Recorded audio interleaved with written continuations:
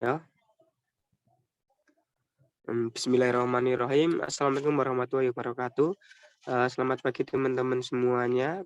Perkenalkan kita dari kelompok 5 Information System Audit and Control kelas 18 akuntansi A yang beranggotakan yang pertama ada Yuka Haji Kurniawan dengan NPM 007, kemudian ada saya Muhammad Bagus Fariza dengan NPM 0021, kemudian ada Duratun Nafisah dengan NPM 0044, kemudian ada yang terakhir ada Mbak Tia Arfiani dengan NPM 0051. Di sini kita akan mempresentasikan hasil diskusi dari kelompok kami, di mana kelompok kami mendiskusikan terkait dengan sebuah kasus yang diberikan sebagai tugas, di mana dalam kasus tersebut kita diposisikan sebagai seorang senior auditor, di mana kita harus memberikan alasan mengapa FA2 lebih harus didahulukan untuk diaudit ketimbang dari FA1. Atau lebih mudahnya,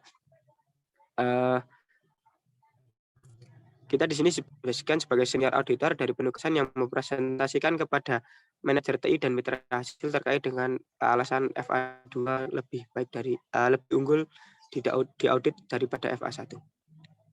Yang pertama terkait dengan kerentanan atau kelemahan.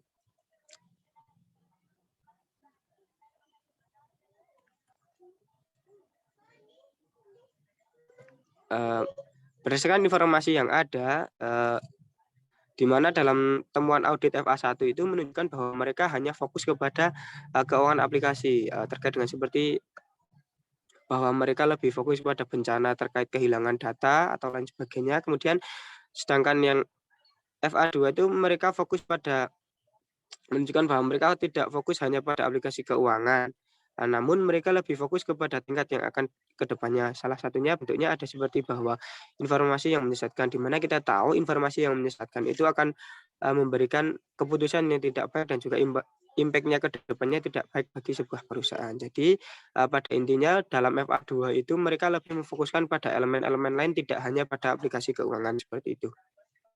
Selanjutnya yang terkait dengan sumber ancaman akan dijelaskan oleh teman saya. Next. Yang kedua ada sumber ancaman yang dapat memicu kerentanan atau kelemahan. Next.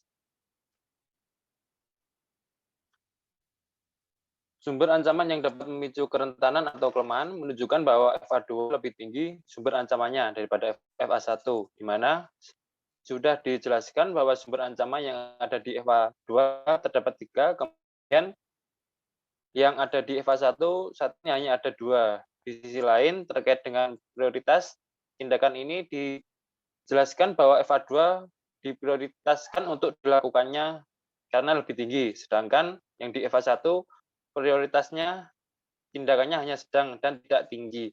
Hal ini menunjukkan bahwa FA2 lebih baik untuk dilakukan audit terlebih dahulu karena prestasinya lebih tinggi, kemudian juga karena juga dijelaskan bahwa mempertaruhkan pertimbangannya juga lumayan tinggi. Next.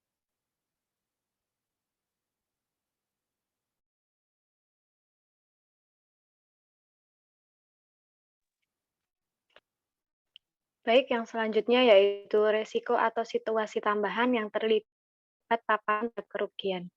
Next.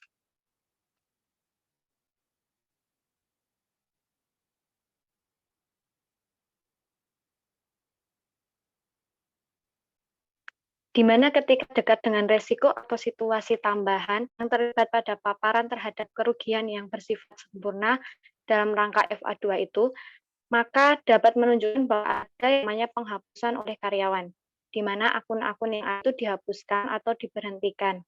Sedangkan di FA tidak ada hal seperti itu. Namun, di dalam tabel penilaian untuk area audit fungsional TI juga menjelaskan bahwa dalam FA2 itu terdapat dalam kontrol yang direkomendasikan adalah ketika keamanan, administrator itu diberitahu karyawan yang telah dihentikan, maka dalam mengakses hak istimewa seperti itu karyawan adalah langsung diubah untuk mencerminkan status baru. Jadi, di sini dapat diartikan bahwa FA2 itu tidak memperhatikan fitur-fitur baru dan tambahan dari teknologi, serta dapat diperlukan sebagai resiko tambahan. Next.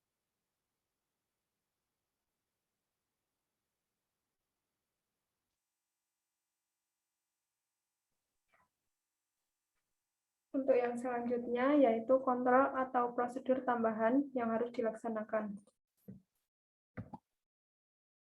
Kontrol atau prosedur tambahan yang harus dilaksanakan, di mana F2 menunjukkan bahwa rencana itu harus ditetapkan untuk mengurangi risiko sesuai dengan yang ada di rekomendasi dalam tabel bagian 3.3. Contohnya itu pada pemeriksaan aplikasi untuk verifikasi hak akses tetap, itu selama masa berjalan yang akan datang itu akan digunakan terus. Terus di situ juga dijelaskan bahwa perubahan pada F2, tindakan prioritas yang dilaksanakan lebih tinggi dan melihat untuk perbaikan masa depan.